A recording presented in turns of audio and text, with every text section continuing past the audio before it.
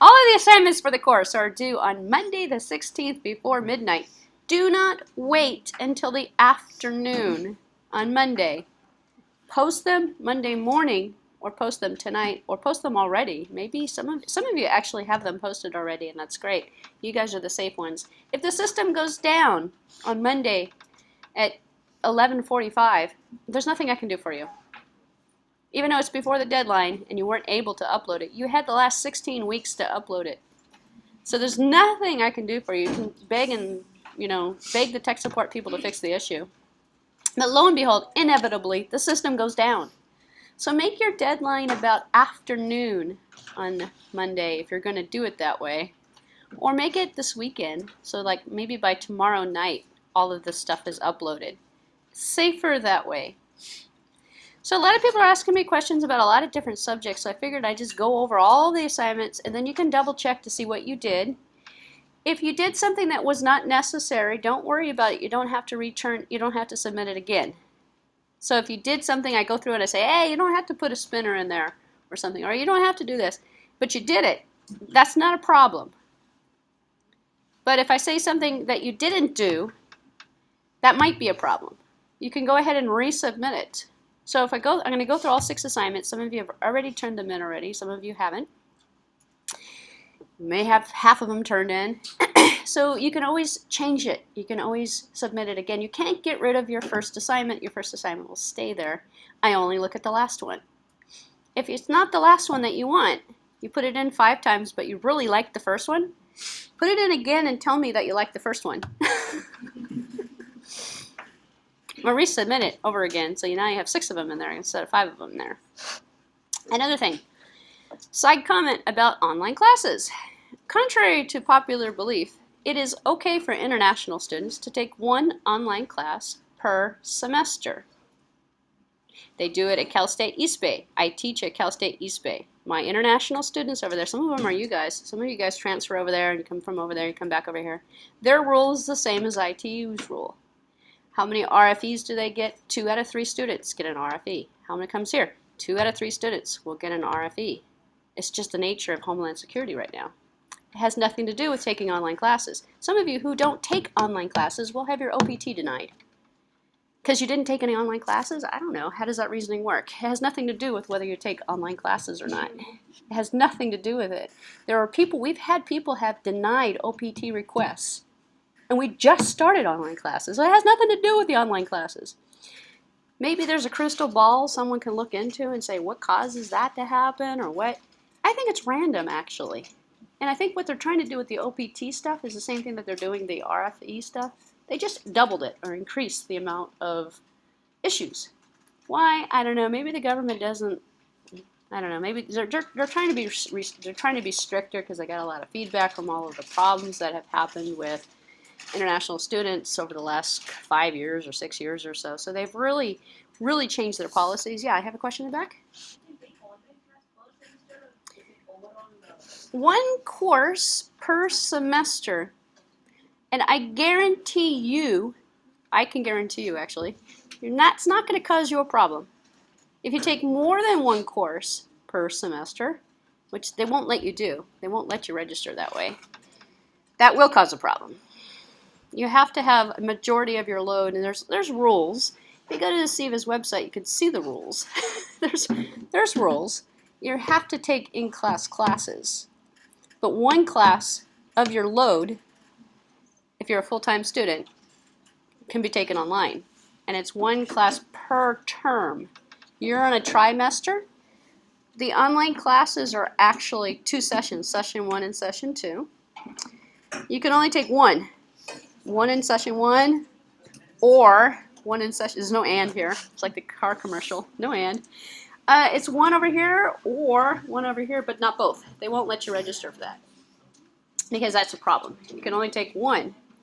The classes are only 8 weeks long and they're offered completely online, which means there's no, this pilot term was the first term we did it. We had the data structures course. Some of you are actually in it.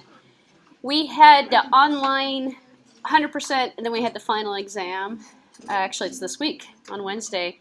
Next term, we're not going to do the final exams because we've reduced them to 8-week classes. And then we're going to make it completely online. So there's no requirement to do a final exam. So they were hybrid because we didn't have approval. Well, we have approval, but for the first term, we have to do it that way. So now we're past our first term, so now we do it full, and then past our first term, international students can take one class per semester. So I will tell you, it's getting louder in here, but I will tell you that this is how it works at Cal State East Bay. This is how it works at San Jose State. Do those students get RFEs? Yes. Do they get their OPT denied? Yes, and so do you, even if you don't touch an online class. It just happens there's no correlation between any of that. It's all people doing this and just like confusing and making up their own interpretation of everything. Anyway, the point I'm trying to make is I'm not teaching on the weekends anymore. This is my last weekend class. I'm teaching online because I don't like the weekend classes. They're very long, 8 hours a day, 2 days straight. Yeah. Unfortunately, you guys still have to do it because you have to take a majority of your classes, during face-to-face. You can only take one online class. So who knows? I'll probably end up getting roped back into doing weekend, but we'll see how long I can last online and not have to do the weekend. So questions about online classes? Nope. Okay, good. If not, ask the administration. They'll tell you the same thing. So, unfortunately, those students, they're hypochondriacs. Well, it's good. It's better to be a hypochondriac than not careful at all. I mean, it's always good, but you can call ICE, you can call CVIS, you can call Homeland Security. Everybody will tell you the same thing. One online class per semester, no more than that. One per semester is the rule. Yeah, only one subject. If you have only one subject, you cannot take it online. There's extra rules. That's the simple rule. There's extra rules that fall on top of that the admissions department will deny you being able to take an online class if you fall into certain situations. So it depends. If you're free and clear, you're not in your last term, everything's good, there's no problem with your status, everything's great, that's the rule. If there's a problem, you're in your last term, you only have one class left to take, there's different rules. So yeah, not as easy as that sounds, but I'm not going to go through all the different rules. All right, so what you're looking at is assignment number 1 for those of you who've never seen it before. Hopefully you've turned this in already. But what I want to do is give you some pointers on this one. This one, there's really not very much to do outside of you can do this as a command line tool. So I've had a lot of students email me and ask about, does it have to be GUI, yada, yada, yada. No, this one is command line. So take and do a command line tool for this. A command line is DOS prompt in Windows terms or terminal window. We did a couple of them at the beginning of the course. I'm going to review a little bit of Objective-C syntax as we get started in the next lecture. But command line is really the only thing I can tell you about this. Don't worry about doing all of these if you did not accomplish all of these. I'm only looking for 1 or 2 of them. So you're going to use a if statement using this, the equal comparison operator. Does this equal that kind of thing? That's basic syntax. It's basically to get you to write a simple hello world type of program. And you may also choose, let's say, the is equal to method or the ands, logical ands or ors. You don't have to do the object test. I'm not going to take off any points if you didn't do that. Are there any questions on the expectations or the requirements for that first program? Most people probably have done this one already, is what I'm thinking. Yeah? A question regarding all of the assignments in general. Would you prefer to have like a readme.txt? Nope. What I would prefer is you just take that folder that's on your desktop or in your directory system, zip it and post it. No, just if you, there's some places where we have command line. Instead of an extra README file outside of the project, put it in comments inside the code. Because what I do is I download, hopefully if you put a zip file up there, do not cut and paste and put it in a Word file. If you have done that, redo it. Take it out. Put it in a project file. Yeah? I'm doing it the online, so I don't have a folder structure. Okay. Finally, I can just copy. Zip up your .m files. Actually, if you want to cut and paste and put it into a Word file, that's fine. You could do it that way. That I don't have folder structure, so I Okay. place my, So you're not going to have an Xcode project. No. So if you don't have an Xcode, if you have an Xcode project, the simplest thing to do is just zip up the project. If you don't have an Xcode project, cut and paste to put it into a Word file or into a text file. You could zip the files, which might be easier actually, or you could cut and paste the whole thing and stick it into a document. If you do that, it's harder for me to actually grade it for you, but it's still possible. It's still good. All right, so no questions on number one. Number one was pretty straightforward. It was just basic syntax. On assignment number two, I did not get too many, I haven't had too many questions on this one. Maybe this one was very straightforward. Let's take a look here. Let me zoom in a little bit more.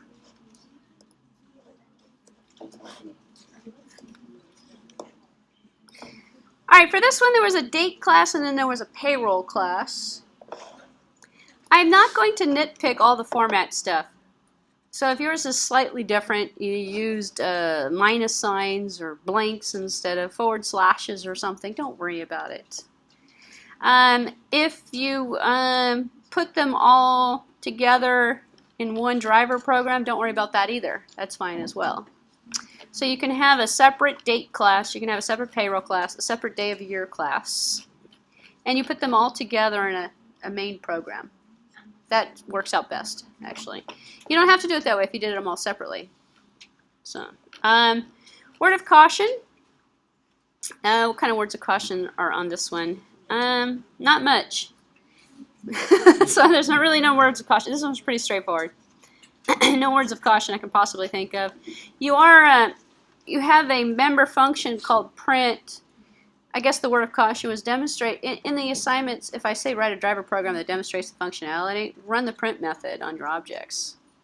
You know, run the functionality. You don't have to do all of it, but run the functionality that kind of demonstrates that the class, that the date object and the payroll object and the day of year object actually work. So, are there any questions on assignment number two? That's pretty, and again, pretty straightforward. Number three was on this one I had a lot. This one I had a lot of questions on by email over the last couple of days, actually. So let's take a look at this one, and I'll tell you what the questions were, just in case you're having the same question and you just haven't asked it yet.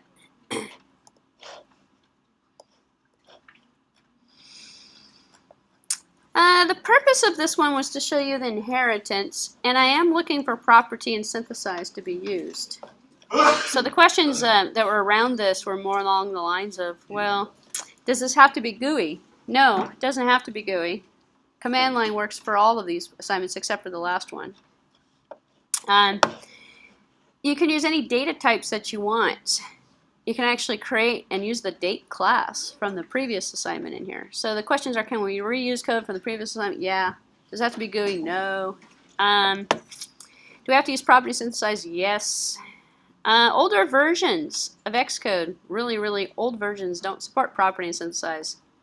So it depends on which virtual machine emulator and which system you're looking at in terms of whether you're not going to have that, probably not going to have that problem if you're using a Mac. You're definitely not going to have the problem if you're using a Mac, no matter what version. If you're using some of the old emulator stuff, you might have an issue with property and synthesize. If that's the case, write the code. And here's the other case too, because another person, a couple of people say, I don't know, it doesn't work. Don't worry about it. It's not that it doesn't compile or does compile or framework doesn't get included correctly. I'm not grading you on whether it compiles or not. In fact, I'm not even going to run it. Instead, the problem with that is it gets extremely stuffy in here. But we'll leave it shut for a few minutes. No, you can shut it. Well, it's cold. We'll leave it shut. The only problem is the air gets really stale and stuffy, and I can't breathe in here, and then I have to open it up. But it's actually cooled out, so. Unfortunately, the compromise is, can you breathe? Or, there's no and here. There's no and today. Everything's or. You can breathe, or you cannot breathe. You can freeze, or you can't freeze. But you can't do both together. You can't breathe and not freeze. So if you breathe, you gotta freeze. All right, that kind of rhymes. If you breathe, you gotta freeze. It's the ITU. That's the ITU motto. If you breathe, you freeze. Don't breathe. Then you could be warm. So everyone stop breathing. All right. So properties synthesized were the questions on that. Also, reusing code from previous assignments, that's fine. One guy said, oh, I did both of them together. That's fine. You can do both of them together if you want. A couple people say, oh, it doesn't compile. Don't worry about it. You got a Windows machine. You don't even have a MacBook. You can still write the code. You know, you can't really see it work, unfortunately, but you can still write the code. And you could still make it kind of like, you know, complete. You just can't test it if that's the case. And if you can't test it, you're not going to know whether it works or not. I'm probably not going to test it. If I get a Word file that has your stuff in it, I'm not going to go through the hassle of cutting and pasting and sticking it in a text file, compiling it, making an Xcode project out of it, and making it work. Instead, I'm going to check the code to make sure that you wrote it and that it's actually following legitimate syntax. Whether it runs or not doesn't really matter to me. It shouldn't matter. So, because I'm grading you on your syntax, on the code that you're writing. Which brings up yet another point. If you're using Xcode and you're creating an Xcode project, at the top of each project, there's a name and there's a date, and there's information, and people go, oh, that's okay. 5 people can turn in the same code, right? You know, just take the name off the top of it. You know, and then I get a lot of code that has it removed. They strip the stuff out because, oh, I'm using my friend's computer. I'm using someone else's computer. Well, here's the thing, and this is how it's typed. This is how it's tested. It's not in that file. It's not in the text file. There's a thing you run. I'm not going to tell you how to do this, but there's a way of checking out the time and the day the project was created and the last time it was modified. Has nothing to do with the running of it. Has nothing to do with the zip files themselves. It's information that's stored in the project. So if one person creates the project, then they take it and they strip out all the information and then they give it to 5 different people who put their name on it. It doesn't really matter what you change in the code. It doesn't really matter. So your project could say somebody else's name on it, but I can still tell that there was only one. I'm looking for multiples. There's only one of that, you're good. If 5 people turned in the same project, they all have 5 different names on it, they all look different, they're all different code, but they were all produced from the same project, and they all came from the same source. They were just modified. That's where you have a problem. Because theoretically, one person is working on a program at one time. Doesn't matter whose computer you're using or anything like that, it's you working on the program. How could you simultaneously have multiple people working on the program at the exact same time, on the exact same day? Impossible, unless it's been copied. Don't copy your code and modify your code. It doesn't really matter how much modification you've done to it. It's still copied code. Does that make sense? If you're doing your own work, you don't have to worry about this. If you're trying to plagiarize and you're trying to get this to work right, it's not going to work, is what I'm trying to tell you. And I will spot check them. So a lot of people say, oh, I already sent it to you. You said it was okay. If you sent me your project and I said, oh yeah, this will earn you full credit, go ahead and upload it into the EMS, yada, yada, yada, after I did it, right? And then later I find out that it copied 5 other people, turned in the same exact source, then it gets rejected. I will be spot checking them for plagiarism. So, long story short, it doesn't matter if you start, because I had one student last time do this to me. He's like, but you told me they were okay. On a single standalone submission, yeah, they're okay. When you put them in with everybody else's, they're not okay. Because there's too many people that have the same program. So, do your own work, create your own files, submit your own stuff. You can do 2 projects on the same computer, they're both different. They're both created differently. They're both 2 different project creations. They're not the same project creation. Doesn't matter how many times you edit that project creation. When a project gets created, it's stamped. There's a tag on it. So you can't change the tag. It makes the project fail. It won't even open up anymore. Well, I'm saying way too much, but it's a key code that's in the project. that's unique for every single project that is created. So if you take and create one project, and you copy it 5 times, and all those 5 people modify it, there's a problem with that. Even if they change it, they put their name on it, they change the code completely. Actually, let's just take the same project and create a brand new program out of it. Just take it and modify it 100%. Just delete everything inside of it and create a new one from it. That's a problem too. It's the same project. All right, so hopefully you understand that. If not, nothing I can do for you at this point, I guess. Most of you are using your own computers, and most of you are creating your own projects. Some of you are downloading it from the internet. I'll find out eventually later. If you've downloaded it from the internet, generally it's key-coded with the guy who wrote it originally. It's not in anything readable that you can see. I got a lot of stuff from a European guy, a Russian dude. Last time I taught this class, he wrote like 50 programs. Yeah. Seriously, his name was all over every one of these. And I'm like, where did you get this? And then I actually did a little exploration online, and I found this website. He some of it was like work for hire. You can pay $20 and have him write a program for you. And then there was like stuff for sale, and some of my projects were out there. So it's like, oh, okay. Man, you paid $20 for that thing, and then you got 0 points on it? Wow. They weren't too happy. So that's not going to happen to this group, though. All right, so back to the assignment description. What are we looking at here? I'm looking at employee and production worker, shift supervisor. They don't follow my best advice here to answer your questions ahead of time is follow the order. Start out with the base class, build the base. This one's all about inheritance. Build the base class and then build the derived classes that are on top of it. Follow the structure here the way that it's specified, and it works. So at the end, you write one driver program, and again, you can test all of them all in the same driver program. Are there any questions on assignment number 3? Yes? The initializers could be any format you want, right? Correct. It does want you to do initializers, not constructors. And I'm looking for initializers. Initializers are not constructors. They're actually init, I-N-I-T, in the name of the method. So you can create initializers, and where's the initializers? Is actually in here?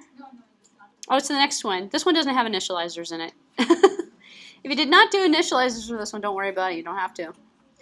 Some of them don't require it. I think it's the next one.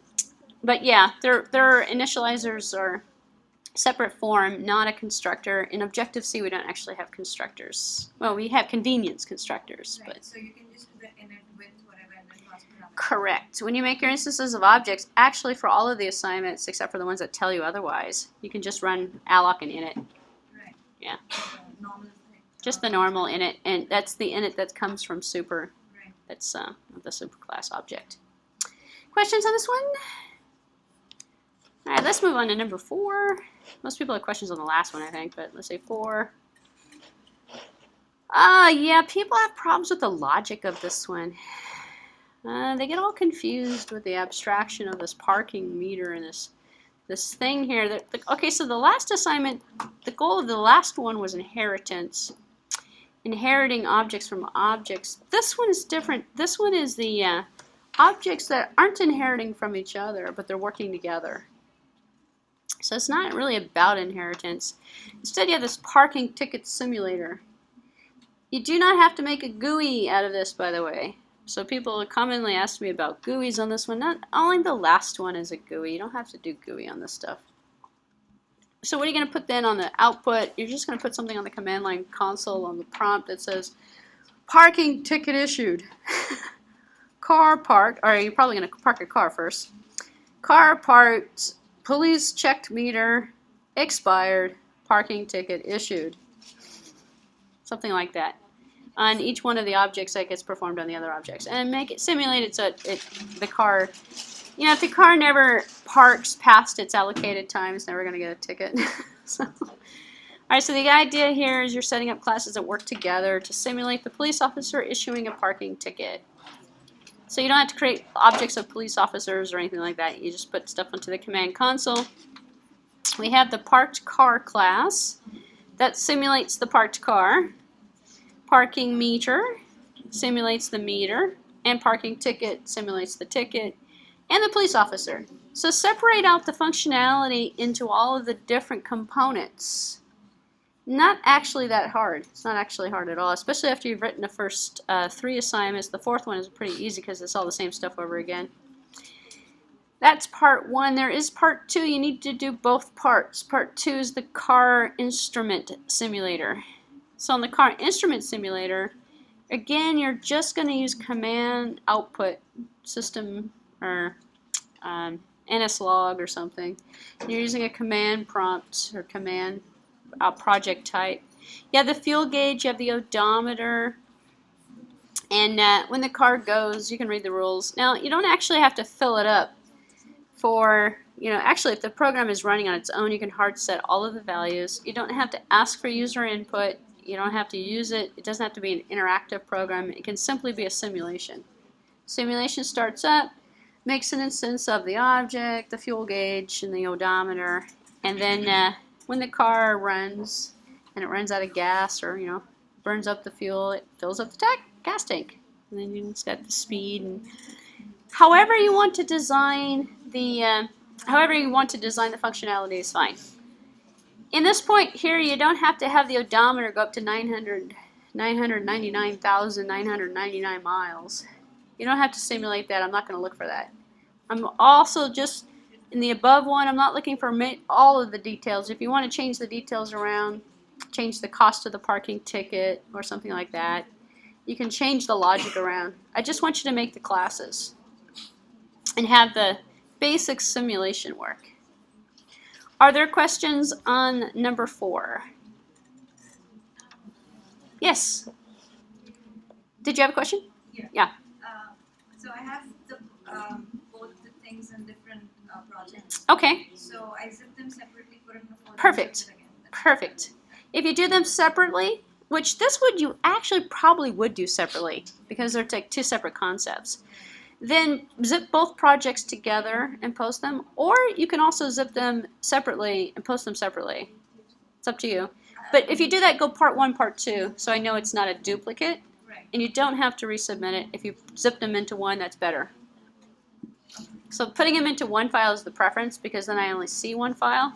It doesn't let you upload multiple files at once anyway. Are you sure? Yeah, I thought it would, but it didn't. It used to. What happens then if you don't do multiples? It replaces it? Yeah, so then I put both the zips into a single folder. Okay, you know what it does on my end? When I see it, I see both files. You only see it uploaded once, and then once again, and once again. It's not replacing it, it's adding it to a list. So I see both, but you only see one. That's a bad user design. But no, I get them both. But don't worry about it. You can put them into one file. Questions on this one? This is number 4. All right, moving right along to number 5. Assignment number 5 is those cargo ships. The biggest question about this is why? Well, this is because we're going to use all these objects together in their hierarchy. So instead of the last assignment, which was creating a bunch of objects and using them separately and having the objects communicate with each other, these are all in a hierarchy, and we're going to treat all the ships like ships. And the biggest part of this is the driver program where you're creating the array of ships. So create an array of ship any way you want to create the array. So you can create a mutable array, a non-mutable array, a C-style array, an Objective-C object array, any array that you want. Stick the ships in the array. Make the instances of the objects of what they are, and then stick them in a ship array, one array that has all of the ships inside of them. And then you go through the array and you treat them like different ships because they're all ships. So this one is really inheritance plus object is a relationship concepts. So that basic ship, all of the other objects are of that same type of ship. So cargo ship, cruise ship. So this is like a Forrest Gump, shrimp, fried shrimp, barbecue shrimp, shrimp cocktail. We got cruise ship, cargo ship. I think that's all we have is cruise ships and cargo ships and ships. So, and then when you run it, you're going to put them all in the same array, and then the program should step through the array, calling each object's print function. Just like the first one, actually, where it's going to print out, I'm a cargo ship, I'm a cruise ship, I'm a ship. And make different types. What I'm looking for in this assignment is this array. You don't put the array in there, that's a big part. That's the whole assignment, really. Questions on number 5? Nope. Oh, we're going through this faster than I expected. That's good. Number 6. All right, number 6.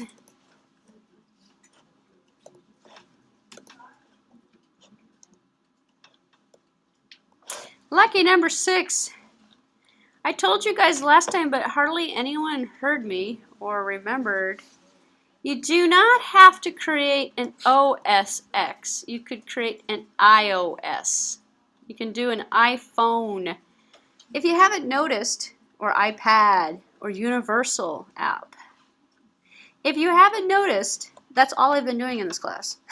It's more popular these days. So for GUI, if you want to write a base OS X app, go for it. You're going to have to explore a lot on that because I've been demonstrating the iOS, iPhone, iPad, Universal format. That one is probably going to lead you to quicker results and probably a little bit more fun to do, actually. So using GUI. It's impossible to do this unless you've got Xcode. You can't write a GUI app without Xcode outside of this environment. So if you're a Windows person, you'll have to take a hit on this assignment. It's 10 points. Or borrow a friend's computer. If you borrow a friend's computer, make your own project. Make another project for you. Don't take their project and put your name on it. Make a new project. So you open up their book, their notebook, you open up Xcode and you create a new project and you put your assignment inside of it. That's if you're sharing a computer with a friend. I'm kind of exaggerating, making fun of in light of this, but it's that simple. So borrow a friend's computer, make your own project, create your own application. What can you do? Anything you want. So I had another guy, hopefully he's not sitting in this class, I think he's in the other section actually. He sent me a project and I looked at it and I went, well, this is a great project. It's the tutorial that we went over in class, but this is my solution. Oh, we can't, no. So most of my tutorials I have provided solutions for. They're zip files. You download them, you unzip it, you open it. Oh, look, it works, right? He thought the solution, if he does this, the solution is the same as if you go through the, it is technically. But going back to what I was saying a few minutes ago, I opened up the file and I went, this is my solution. Because I know it's my solution from the code that's on there. Every one of my files on my website has got my signature in it. From my computer. Which I'm trying to tell you before. Don't download my solutions and change that around either. However, you can download the PDF files or the Word files or the text files or whatever format they're in. Go through the tutorial. Build one. We're going to build one today in class. You can turn that one in. Don't worry about the GUI. If you haven't done it yet, we'll do it today. It's just anything works. Any GUI you want works. But as long as you do it yourself. Yeah? How complicated does it have to be? Not complicated at all. Actually, if you're brand new to it, I just go through one of the tutorials and actually do it yourself. Do the tutorial yourself. It's going to look like everybody else's tutorial. That's fine. It's got your signature on it from your computer. I'm going to know it's yours. You turn it in. And then I know you did it. So. Yeah, anything we did in class. We did a couple last week. Actually, we did a lot of them. We've done a lot of tutorials in this class, actually, the first couple weekends. So this class is all about review for the final and stuff like that. But we'll do a little stuff this afternoon. But yeah, no, anything we've done in class, just zip one of those things up and upload it for me. You already got that. You already done that one. There's nothing to do on that one. Now, if you're not on a MacBook, you're on a Windows machine, you haven't been able to follow along, you're going to have a little bit more difficulty. You're going to have to borrow someone's computer to do it. You have to have a MacBook for it. There's absolutely no way not to do it on a MacBook. Unless you've got virtual machines set up, you can do it through a virtual box or something. Or you have some solution set up. But the important thing here is to know that you don't have to use OS X. You can do it in iOS. That works just fine. All right, so you're going to just do anything. Demonstrate concepts of inheritance as well as other objects. So this part here is multiple Objective-C classes. You're going to do it anyway by default. And if you haven't figured it out, the entire iOS system is all about inheritance. Everything's inherited. So even your view control, everything so you've already done this by default by just creating Hello World, actually. So don't get tripped up on that, because a lot of people say, well, what about this multiple objects and stuff? Yeah, you can make it challenging for yourself. We actually did one with a couple objects, but by default you have multiple objects. You have the app delegate, you've got everything. Automatically, you didn't have to do anything for it. You just created the project, you got it all. So, questions about number 6? So that's 60% of your grade. Huge portion. 40% of your grade is on the final exam. Final exam is going to be tomorrow. It's going to be tomorrow at 3 o'clock in the afternoon. I'm not the one who sets that time or the date or anything. I have the exam with me, and I'm going to go over the exam. So the question is, do we want a short break before I go over the exam, or should I just roll right into it? Or do we want to do it this afternoon, or do you want to do it this morning? Most people are paying attention in the morning. Morning, right now. You want it right now? Let's just do it right now then. All right. So the final exam for iOS. Objective-C. There we go.